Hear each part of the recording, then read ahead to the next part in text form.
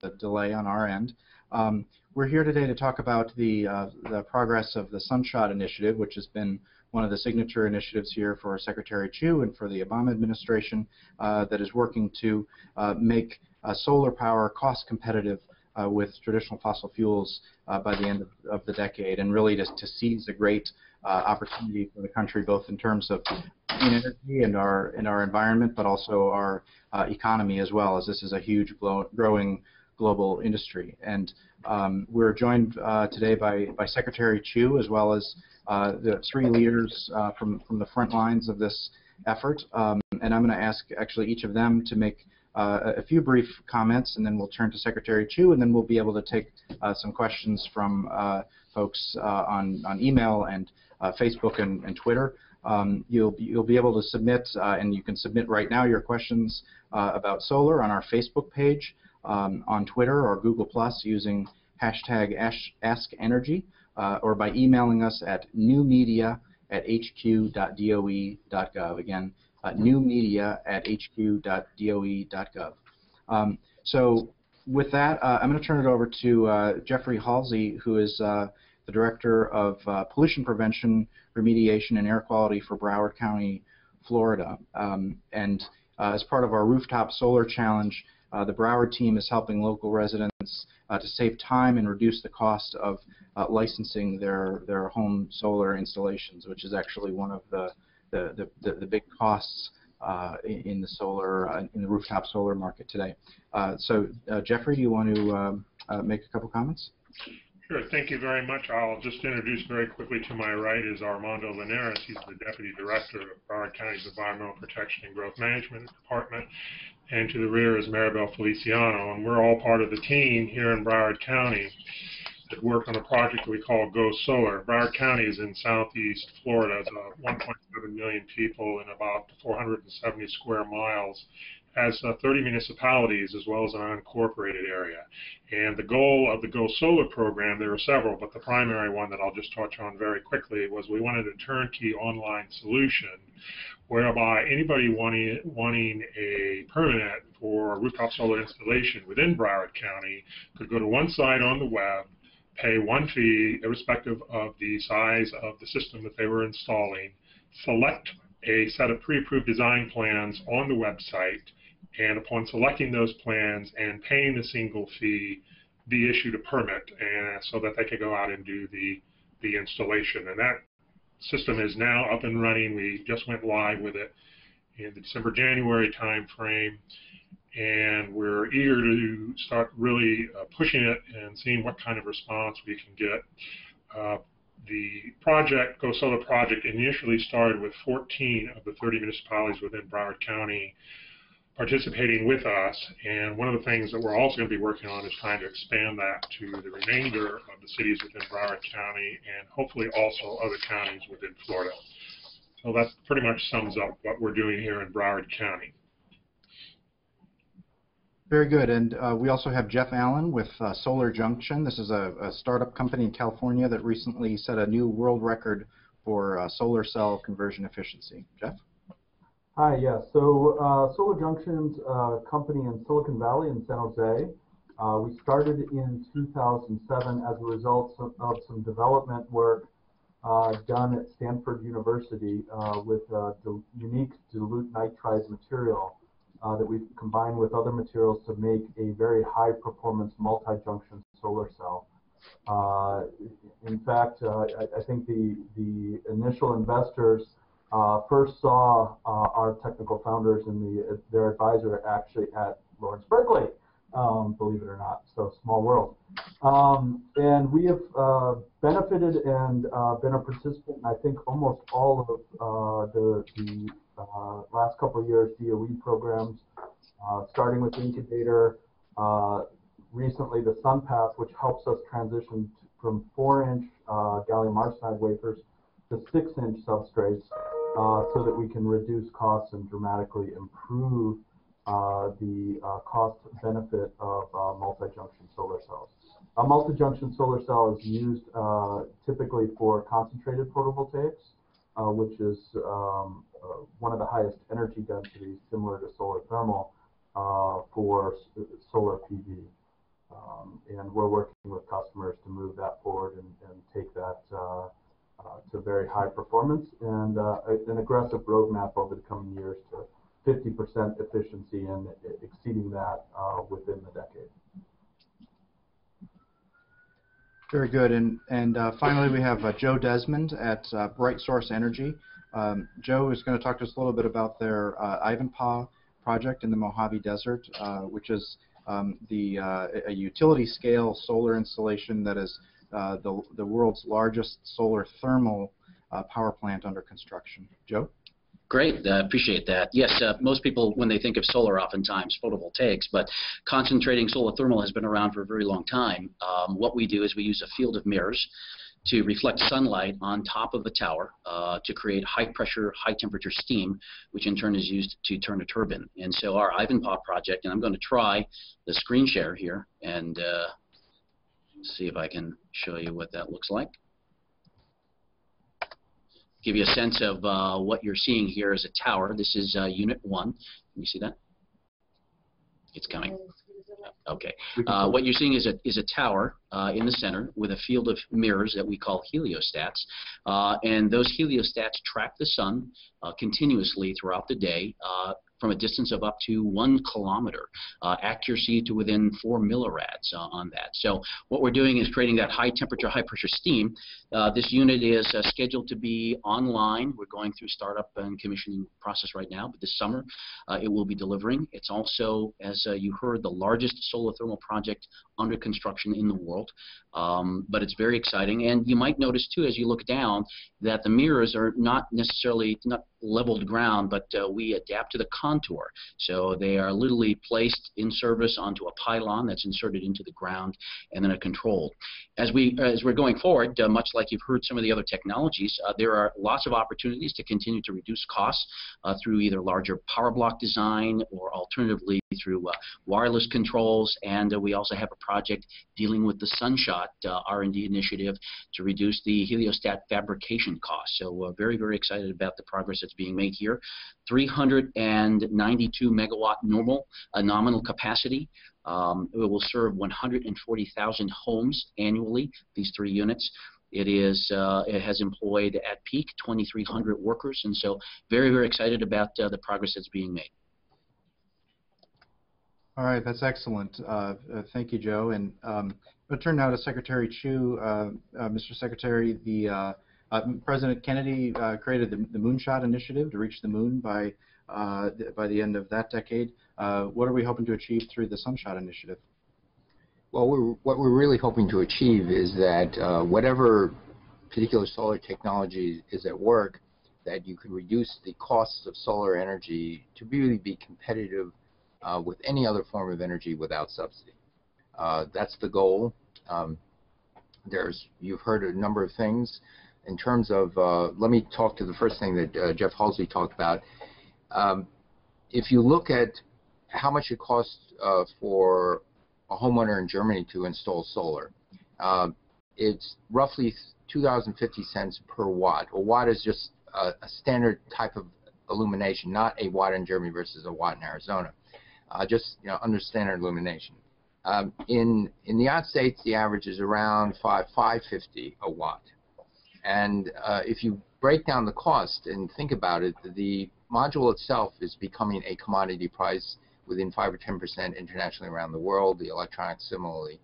And what Jeff is focusing on is those so-called soft costs, cutting the red tape, reducing the cost, cutting the hassle factor of all those things, because already the soft costs are more than the hardware costs. And as we get to our goal, SunShot goal of $2 a watt on a rooftop, a residence, a home, this is the key. The technology is racing ahead. We know we're going to get to 50 cents. It's right now 80 cents a watt of large-scale production solar modules. And so that's a big deal. Then we heard of 2 other things in this race to the top that's going to give us this reachable goal. One is a radically new technology, a new approach to solar, where you mix in a little indium. I don't think he talked about indium, but I'm going to be more geeky. And and say that that means that the different layers are lattice matched. There's an expectation because of that it could be more robust. It's a higher efficiency. You only need a little bit of the chip because you're using a plastic or glass, probably plastic Fresnel lens to actually concentrate the light. So the expensive part, the little highly efficient chip, is a very, very low area. It's a new approach, very exciting. It could be a game changer. We'll have to see. But that's an example of how much technical headroom there is in the solar field. And then finally, we heard of solar thermal, where it is an old idea, but it's an old idea engineered better. It's an old idea done in a much smarter way, in which you say you can go to scale and be commercially viable. And so these are three of a number of examples of how we are taking a technological lead in this. The whole idea, and that was our SunShot goal, is within a decade, we will be the world leader not only in the R&D part, but also in the demonstration and deployment and manufacturing part of these components. Because when we get to utility scale prices, the SunShot goal is $1 a watt. That leads to a levelized cost of roughly, when you have to fold in all the longevity and things that we expect, roughly 6 cents levelized cost per kilowatt hour of new power, which will be comparable to the estimate the Energy Information Agency of the Department of Energy is projecting for new natural gas power 10 years from today. This is in a good place. That is to say, without subsidy, solar power can hold its own with any other form of energy. And so this is our SunShot. This is we're going further than reaching for the moon. We're reaching for the sun. And it's very exciting because it's important that we recognize that this is now within grasp. You know, it's getting close enough you can feel it, you can touch it. This is not something that's going to happen 20 or 30 years from today. This is something that's going to happen 10 years from today, and maybe even sooner. We'll see. But these are three exciting examples of what it's about. Very good. So we're going to take some questions from our online audience now. As a reminder, folks can submit questions through through the Department of Energy's Facebook page, on Twitter or Google+ using hashtag #AskEnergy, or by emailing us at newmedia@hq.doe.gov. Again, newmedia@hq.doe.gov. And with that, I'm going to take a question from that was sent by email from Brandon, who says, in the last 4 years, how has the efficiency changed in the solar PV revolution? And I guess we could add solar thermal. How affordable are solar panels presently to the public compared to 4 years ago? And maybe, I don't know if perhaps Jeff Allen wants to kick us off there. Yeah, sure. So, you know, zooming out a bit as Secretary Chu did, there are multiple technologies in PV. There's the ones that are typically deployed on a rooftop of classical flat plate silicon. And those technologies are very good, but in all due to physics, in all reality, they've matured almost to the maximum efficiency they'll attain in a single junction configuration. And that's things like a manufacturer called SunPower that's right down the street from here. And they have a very high performance module in cell in the mid-20 class efficiency. And therefore, you can put on your roof an 18% or a 20% module. There are other alternative approaches to manufacturing solar cells, such as organic PV. And then there's also, on the higher end, a multi-junction solar cell developed, you know, foundationally, the technology was developed at NREL. And Solar Junction entering the market the last couple of years, 5 years ago, has advanced the technology quite a bit. In fact, over the course of the last 2 years, we've single-handedly increased the maximum efficiency 2%, and we'll expect to propel that as we add additional junctions to collect more portion of the solar spectrum. And Secretary Chu, did you want to address this the question as well about how the efficiency of solar PV has changed in the last 4 years and how affordable solar is today compared to 4 years ago? Sure, but I'm going to broaden it a little bit, and these are some of the data points that I know about. In roughly 2004, the cost, fully installed, cost of utility scale solar was something around $8 a watt. In 2004, it was a little under $4 per watt. Again, the watt is a measure of the illumination solar strength hitting the panel. It's below $3 for utility scale. It could be $2.50 a watt, something of that scale. Remember, our goal could even be as close to today. The SunShot goal is $1 a watt. So just think of it. 2004, it was 8. Now it's maybe 3, $2.50. Goal 1. That's the full. That's everything. The installation, the solar panels, you name it. The solar panels themselves, in terms of efficiency, are going up. But it's not just efficiency. The standard polycrystalline solar, which is the standard of most installations. Most installations are the thin film, cadmium or silicon and polysilicon, and then crystalline silicon. Crystalline silicon is now in the 20, 21, 22%. Polysilicon used to be 14% per module, now going to 6 per cell size, now going to 16%. Thin film is, I think, 14.5, inching up. It doesn't sound like much, but think of it this way. When you go from 14 to 18%, that's 4% over the denominator, which is 14%. It's a huge, and all costs go into the efficiency. But it's more than that. It's the installation, it's the inverters, it's the longevity of these things. The early failure indications, year by year, we watch them, and they're getting more and more reliable. You know, you can get a sense of the defects over the first 2-3 years, and in each successive year, we see them getting more reliable as well. Not only the panels are actually more reliable than the electronics. The electronics are getting much more reliable, so it's an all good news story. This technology marching on.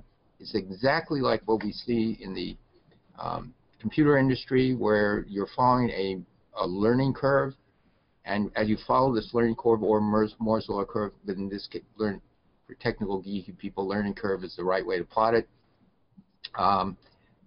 We're following this learning curve. The technology bandwidth, as I said before, we see at least a decade of continued improvement. Thank you, Secretary Chu. So we're going to take a question from Twitter. Christian Thornburg asks, "What are your favorite solar energy facts and figures?" And I'm going to cheat a little bit because I have one written in front of me. According to the Energy Information Agency, utility scale photovoltaic solar capacity grew from 70 megawatts in 2008 to over 1,000 megawatts in 2011. So in essence, in that 3 or 4 years, it increased 15 times.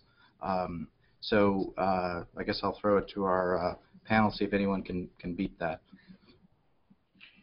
Well, I'll give our favorite 2.1 megawatt installations in Broward County for businesses and 0.9 megawatt for residences, and that's where we are now. We want to go a lot more, so that's the one we're focused on. Excellent. Great. I'll just, this is Joe from BrightSource, just add a couple of figures here. What we're looking at, a lot of capacity in the pipeline for concentrating solar power. Nearly 2 gigawatts will be coming online in the next 2.5, 3 years in California alone. There's also a lot of international development being done for CSP in a dozen countries, the projects of which total over 15 gigawatts of capacity. And so when people think of concentrating solar thermal, electricity certainly is one product. Another product that we're also using for is enhanced oil recovery, displacing natural gas and reducing the carbon content of that fuel. And similarly, you can do industrial process like desalination in areas where you don't have access to more traditional fossil fuels. So there's a lot of opportunity for CSP beyond the energy, but certainly lots of growth, and the percentage increase here just in the next 2 years will be significant, over 1,500% increase. I think the biggest facts I like is, if you think about the leading market for solar is actually Germany, and they have the solar resource of Alaska, and America clearly has much larger and better solar resource. And if you look at particularly the solar Southwest, similar to Joseph and I, that is an excellent resource and an excellent location to deploy a tremendous amount of concentrated solar, whether it be solar thermal or solar CPV. CPV is expected to be in the 2015, 2016 timeframe in excess of a gigawatt of capacity worldwide. And not only the U.S. recognizes the technology advantages of CPV over traditional flat plate, but other areas such as Saudi Arabia, China, other high solar resource areas in the world see advantages of this for CPV. So those are biggest facts I think are most interesting. Let me add to all these things. First, one is not what you call data, but a tidbit. If you look, as Dan, as you mentioned, how the amount of investment in solar has grown to now over a gigawatt of installed capacity, during that time, large solar projects have become what we call bankable. A decade ago, even a half a decade ago, one would loathe, you couldn't see the private sector saying, we think this is reliable enough, we think this is good enough to invest equity into a project. It actually, in all candor, took a loan program to get this started. But now, as these things are turning online, and they begin to work and generate electricity and have power purchase agreements with utility companies, after the project is built and operating, and after you've begun to prove the technology, then you say, my gosh, now for the next 20 or 30 years, and as you get the experience of the reliability, you see something where you say, you know what, people like Warren Buffett and Berkshire Hathaway say, we'll buy into this because it's now bankable, and we can make money in moderate-term investments over a long period of time. So that's one of the things that is now happening. In the next 5 years, I just see this growing as the experience builds, as the reliability record grows, all these things. Very, very exciting. But in terms of the cost, if you look at, let's say, the lower part of the United States, half the United States, and it's different places, at the solar map, in the utility scale, we used to see power purchase agreements on the scale of 18, 20 cents per kilowatt hour. Now it's 14, 15 cents per kilowatt hour, going now to 11, 10. The power purchase agreement not only includes the cost, the project finance, the profit, all these other things, but it's dipping below 10 cents per kilowatt hour power purchase agreement, which includes now the profit. And so as I see this downward trend, again, within 5 years or even today, it's getting into a very exciting range. If you do the calculation, I just happened to do a calculation. If I happened to be living in the Bay Area, happened to be the installation of Palo Alto, I did this little calculation a few months ago, that when you have the combination of local energy storage in the battery costs that we think will achieve retail, and in the amount of solar generation, the combination of the solar, and this is now at $3, so this is 50% higher than our SunShot Gold, $3 per kilowatt hour, and 5 kilowatts of kilowatt hours of storage. The system pays for itself in about 3 or 4 years, but I'm 80% off grid and much more blackout immune. And so this is something which could be startling. If I could just add to the Secretary's comments, he raises, I think, an excellent point with respect to storage.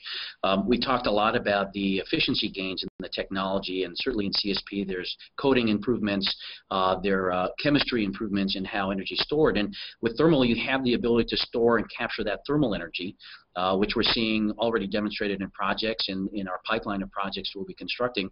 So you can combine that today where essentially the asset utilization, which is another measure here, of say a fixed tilt system at 21% and CSP and some other tracking systems at 32%, when you begin to add storage, that asset utilization is now upwards of 40, 45, 50 as the market price dictates. So thermal storage and storage technologies, very interesting and certainly complementary to the technologies that are all out there. And Joe, I was going to ask if you could just follow up on the Secretary's point about the department's loan program and how the loan program helped with the Bright Source Ivanpah project. Sure, I'd be happy to. I would say that the loan program was critical in allowing us to achieve the economies of scale to help drive down these costs and to support the financing of the project. You know, as we look forward into a world where we have to rely on the private sector for debt, that program really was key to enabling emerging technologies such as what we're demonstrating here with the power tower concentrating solar to achieve that. We had built an R&D facility before, we had another small project, but really it's the scale. And as you look forward, adding new technologies in an environment where you have to have an EPC, what's called an engineering, procurement and construction wrap, that's what the market's looking for. So the program was absolutely critical for emerging technologies, and the types of loan guarantees will be important to other technologies down the road, whether they are battery technologies or marine technologies. But the loan guarantee program, very, very effective. Dan, before you, since you have the master control, let me jump in and go back to the storage. I think Joe raised a very good point about there's a difference between local storage, let's say in a home, and utility scale storage. You actually would like to have both. The utility scale storage does something else. It utilizes the transmission line much more efficiently. And so you can, you either in a transmission line, you want to be able to utilize it, which means if you can even store on and off shift that peak, the transmission line can be better right sized. And that again goes to a lot of things. It also helps the transmission stability. On the local distribution side, when you have a couple kilowatt hours sitting in a home somewhere, it gives a much more robust distribution system, and you're more immune to blackouts. And so all these things are coming down the pike. It's really all part of renewable energy and part of our SunShot goal. Very good. We're getting a lot of questions in now. Amanda Walwyn asks via Twitter, what kind of regulatory changes can improve the market outcomes for solar?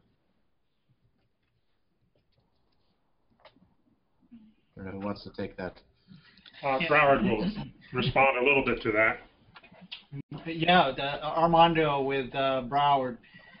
We see that that is one of the areas where we are focused on and can make a large impact as DOE has demonstrated that a lot of our soft costs are usually a lot of frustration and a lot of obstacles to the deployment. So one of the main areas that we have focused is in not only streamlining but taking so many disparate type of application processes, fee processes. When you get into the enforcement of the building codes, there are so many different interpretations. So through marketing, educational outreach, and providing these templates on a system where is a one portal where everyone goes into and you don't get into all these myriads of interpretations, that and tweaking some of the approaches, not only the educational process also has been key in our approach, because that way when you get out to the field and you have inspectors, they're not all looking at the systems in a different manner and enforcing the codes and also in different ways, which creates a lot of havoc. So the regulatory process, we have found the best way to make that less cumbersome is to get a buy-in, get several of the officials from several counties and several municipalities to all get into a room and agree to one way of approaching this, and that has been certainly very beneficial, not only for the government officials, but also for the end user and our contractors. Yeah, I could add some at the federal level and state level on utility scale solar. Certainly the policies that are adopted by the agencies like Bureau of Land Management, Department of Interior. There's a lot that, and they have been doing quite a bit to standardize and streamline the siting and development of utility scale solar, whether that's PV or CSP. It works for both. But at the state level, one of the single most effective drivers is state level renewable procurement standards. That demand that is created really pulls through a whole series of technologies, particularly on solar, and you can see that in states that have adopted very aggressive renewable portfolio standards. Beyond that, there's a lot of work being done in the regulatory environment around how to compare and evaluate different renewable resources and the methodology and how you account for costs, all the costs. And then lastly, at a very detailed level, to promote rooftop and distributed solar, the tariff design, the rate design about feed-in tariffs or net metering. There's a number of things that can all be done. But the most important is certainty to help manufacturers and companies make the investment in hiring and technology and continue to drive costs down. And I'd like to add, as I mentioned Germany earlier, if you look at the other primary thing that they did that is being addressed probably currently, that they did wisely years ago, was work on the interconnect and permitting process. And that's really being addressed by the Department of Energy and local states, including California and obviously Florida. The Broward folks are working on that, and that's really pushing things forward. And you have smart utilities that are looking at time of use, and this is some of the addresses of the storage, such that when all of the air conditioners in Southern California or Northern California kick in late in the day and you have a spike in demand, people are getting a financial benefit of generating power during those times. Also, other things that are really interesting and innovative and will be taken advantage of in the future is wholesale distributed generation with small generation interconnect for projects below 20 megawatts.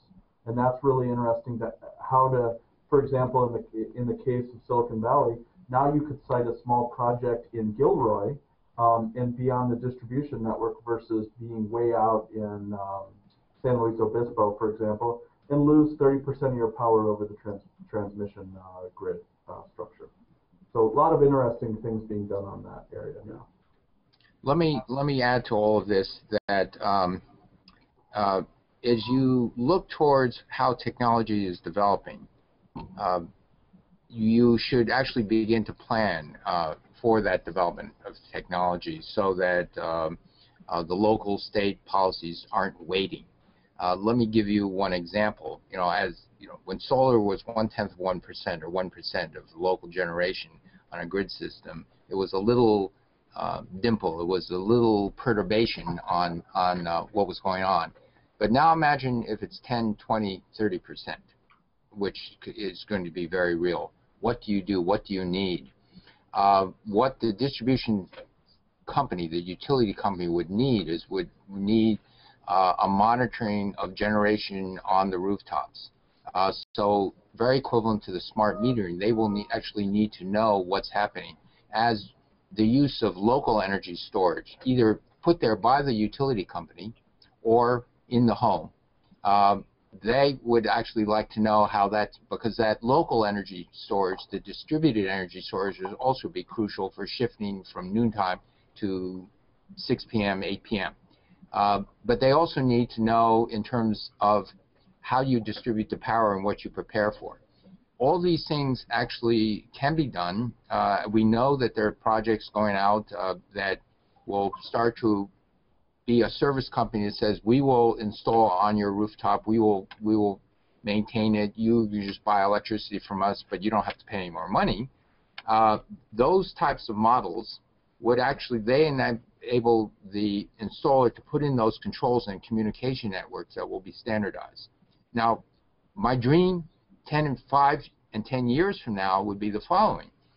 The utility companies perhaps could get into the business They remember the old Ma Bell system. They rented you a phone. If the phone broke, you say, come fix it. You have to use someone else's phone, but come fix it. It was a rental system. It was a minor part of the rental costs, and that was it. I can perhaps see a day where the utility company says, you know what, we're going to sell you electricity, but you'll allow us to use your rooftop. You say, what's in it for me? We're going to install a battery in your house also, so you'll be more immune to blackout. But we're going to use that battery to balance our distribution system so we don't have to overfill our lines anymore. And so we will have a much more robust system immune to blackout. And the utility, what's in it for the utility company? There's a new growth model of an expanded business.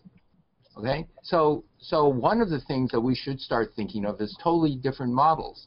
If you think back historically, in the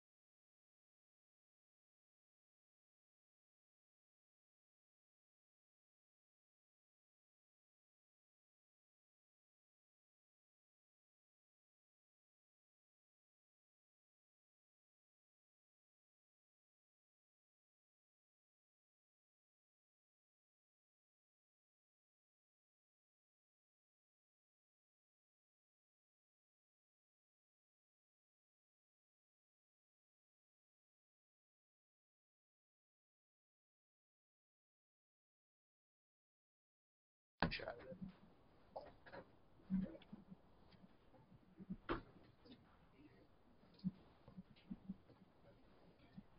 So, Are we done? yeah.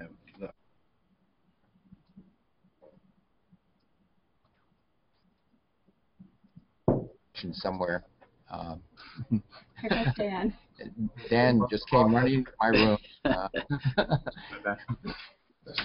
Hi, sorry about that. So we're gonna have to let Secretary Chu go here in a second. But before I do that, there was this tradition on the Jerry Springer show, which I know the Secretary is a big fan of, that they would always give a final thought at the end. So, Secretary, before you go, do you have any final thoughts about the SunShot program? Oh, I'm not going to make a joke. But just as a final thought, I hope the listeners are as excited as the two Jeffs and the Joe, 3 J's, are about the future and the present and where we're heading in solar. It's an exciting time. Solar will be cheap as any source of energy. It's only a matter of when. Whether it's a decade or 12 years from now is maybe still open for question, but it's going to be sooner than 20 years. All right. Thank you, Mr. Secretary. I'm going to ask our other 3 panelists to just stay with us for a couple of minutes because we've just had so many questions coming in by Twitter. But, Mr. Secretary, we're going to let you go. Thank you very much. Will be missed, Secretary Chu. Thank you. Yes. So I all my friends in the peninsula. Thank you. Thank you. Okay, so we're going to turn to a question from Silvio on Twitter. And Joe, I don't know, perhaps this is best for you. Okay. What's the outlook for new technologies that can help forecast solar energy to reduce the intermittent output? Well, I think we're specifically talking about the ability to store thermal energy and to have variable output or flexible dispatch from a thermal generator. You know, a CSP plant uses a traditional synchronous generator that has a lot of flexibility. How you maintain temperature and pressure at the head of that turbine is something different companies do differently. Likewise, there are different heat transfer fluids. Some people use molten salt as a heat transfer and storage medium. We use water and a heat exchanger with molten salt for our storage solution. There are other types of technologies and chemistries being contemplated right now. So that's just one way. The other way is even in technologies that deal with forecasting cloud cover. You're seeing advances in modeling of changing cloud cover to anticipate and therefore compensate by changing the number of heliostats focused on a tower at any given point in time. So it's a number of things. It's product design, it's software enhancements and improvements, it's efficiency gains, chemistry changes, and new technologies. But a lot of flexibility there. All right, we're going to take one last question from Facebook, and then you'll all get to make your Jerry Springer final thoughts. This is from Daniel Murtha via Facebook. It says, what can the government and industry in the U.S. do to facilitate the expansion of solar technology?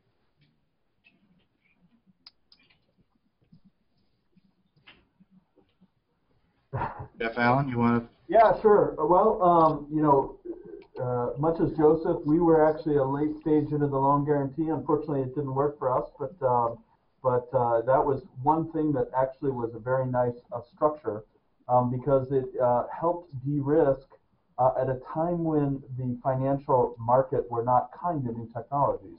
So it helped stimulate new technologies to the forefront, and fortunately, the loan guarantee, giving a loan versus free money that's coming from the Treasury, it helped stimulate that market, and you can see the results what BrightSource did, for example. Certainly more policy and assistance and helping the financial community de-risk and motivate them to forge ahead and accelerate the process with new technologies. I think those are the biggest things, and making sure some of the policies towards interconnect permits and things like that are facilitated and minimized to help the process go through as quickly as possible. All right. Anyone else want to tackle that question?